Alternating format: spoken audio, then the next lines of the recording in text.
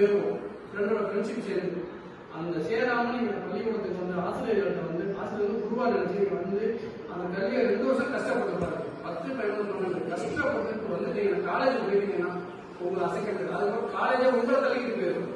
தன்னோட பக்கத்தில் ஒரு 80%, 60% அவங்க 100% மார்க். இப்போ நம்மளும் படிக்கணும், படிச்சு அதுக்கு நீ பணம் இல்லையே, காசு இல்லையே, நம்ம படிக்க முடியாது அப்படின்னு நினைக்க கூடாதுன்னு இந்த மாதிரி உறுதியாளர்கள் உங்களுக்கு நிறைய உறுதி செய்து உங்களுக்கு சமுதாயம் உருவாக்கும்.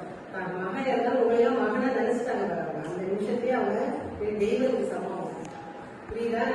அவங்க வந்து ஒரு நோட்டு கொடுக்கணும், அவங்க ஏதோ பெரிய பெருமையாக செய்யும். தன் மகனை நினைவா உங்களையும் மகனை நினைச்சதுக்கு அவங்களுக்கு கடவுளோட அருள் கிடைச்சிருக்கு. தன் மகன் மாதிரி மாற்றி எல்லா கஷ்டப்பட்ட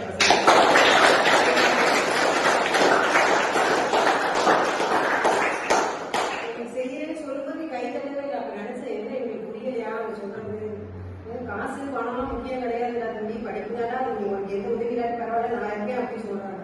யார் சொல்லுவோம்?